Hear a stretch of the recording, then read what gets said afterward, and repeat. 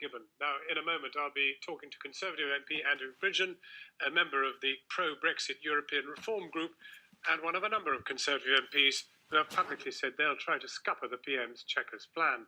But first, from Westminster, fellow Conservative MP Gillian Keegan, who voted to remain in the EU and supports the Chequers plan. But Gillian Keegan, and thanks for joining us, in what sense is the Chequers plan still alive? Well, it's still the option that's been delivered to the European Union, and I assume it's the basis that the negotiations have been taking place all over the summer break with the Secretary of State and the Prime Minister and others. So in terms of the one that's been tabled, it is still the one that is there, that is being discussed. But Monsieur Barnier has already said it's not a flyer. Sure, well, he would, wouldn't he, as in the famous words. You know, the reality is you cannot confuse negotiating with signalling. What he's doing and what everybody's been doing for a long time, which must be driving the poor British public mad, but what he's been doing is signalling. And there's a lot of signalling about what will and what won't be acceptable, you know, and that's different from the negotiation, and it'll be very different from the outcome of the negotiation. We do not know the outcome of the negotiation. We are second guessing as bystanders who are not actually involved in the process. So what we need to do is leave the negotiation to those that are negotiating and get behind them. But if those negotiations did result in the Brexit plan, in truth, there isn't the mathematics to carry it through in the House of Commons. Well, again, that's signalling again. When you have a deal that, let's say it was similar to the Chequers proposal, because clearly that proposal does compromise and does consider the EU's position, but most importantly, it's a low-risk Brexit in considering the business, you know, the position of business, and also to keep business confidence. But let's consider that that's what comes back. If that does come back, then those people in the House of Commons, myself included, will have to look at that option or the other option, which will be WTO.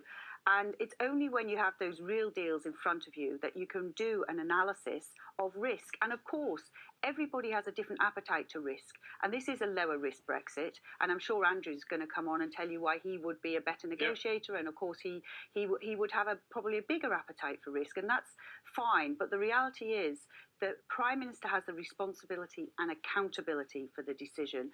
And she's decided that a lower risk approach that doesn't undermine business confidence is the right way to go. But is also workable for the EU. When her former foreign secretary says we'll get 2/3 of diddly squat for anything that the Chequers agreement brings out, I mean, that's a pretty tawdry state of affairs.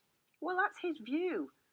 First of all, what is 2/3 of diddly squat? I mean, you know, it's hardly a technical term, is it? You know, businesses need more than rhetoric.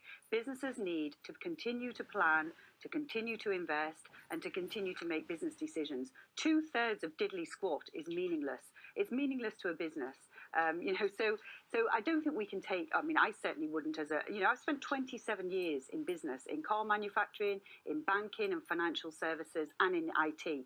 I was aware of the complexity of the things that we're discussing now before I voted in the referendum, because you know, I've worked in these industries, and I'm pretty sure I'm the only person who sat in customs waiting to get a stranded car part to keep a production line going, who's in the House of Commons.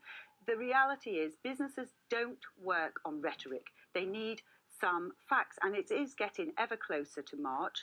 This is a deal that businesses on the whole would look at and think, you know, it keeps frictionless trade moving, right, but also, most importantly, does deliver on the key things of the referendum, which is ending free movement and obviously having our own farming and fishing policy, etc. Right.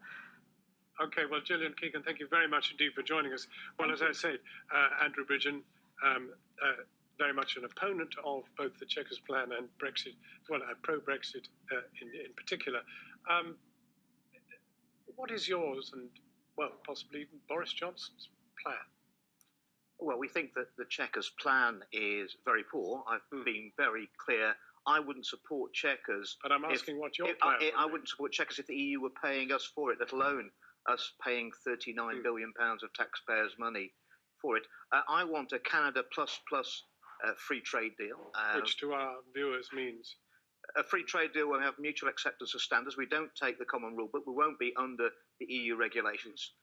A deal that the EU have done with Canada and recently with Japan. And the difference is that neither of those countries paid any money for those free trade deals. It will be the easiest free trade deal ever done in the world. We have exactly the same standards currently because we're in the European Union. It's only a matter of agreeing with Mr. Barnier what he wants tariffs on. We want no tariffs at all. We want totally free trade. Well, the boss of the WTO, Mr. Azevedo, who seems to know a thing or two about negotiating entry into the WTO as a process, says it's no walk in the park. There are many layers of agreement, quote, and it will be no straight deal.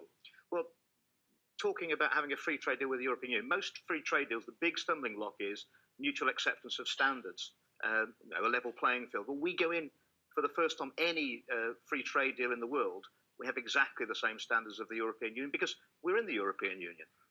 Are you against a no deal? I'm not against no deal. No deal is not as scary as people are made out. It's not no deal. It's WTO. It's falling off a cliff. It's a WTO. massive shortage of medicines. WTO. They're rules that we help to write. It's the way we trade with most of the world. It's the way that our exports are growing the fastest on WTO rules. It's nothing to be scared of. 20% of our food now comes in under WTO rules. To fall off a cliff. And they won't be. That is rhetoric. It's like the Millennium Bug. This is all hype. I've spoken to the ports. There is no problem with moving to WTO I'm and going to have you importing back. goods, If this except happens, for Dover, because you turn up and go, and they will need to change their visit business that upon you when this happens, and if there is anything like that to be seen. Now, Boris, if you had the choice, would it be Mrs. May or Boris Johnson you'd like as Prime Minister? What I'd really like is Mrs. May to drop Chequers and go to the free trade deal I'm looking for. So you're still confident in her leadership? I've put a letter of no confidence in. That's public knowledge. That's because Theresa May's backing the Chequers proposals. They're so unpopular. They're only supported as a good deal by 11% of the electorate. That can't happen. It's not tenable. It's not a tenable position. How many electorates support Boris? And it won't go through. Well, there was a poll out yesterday saying it was 25% more than Theresa May to deliver Brexit.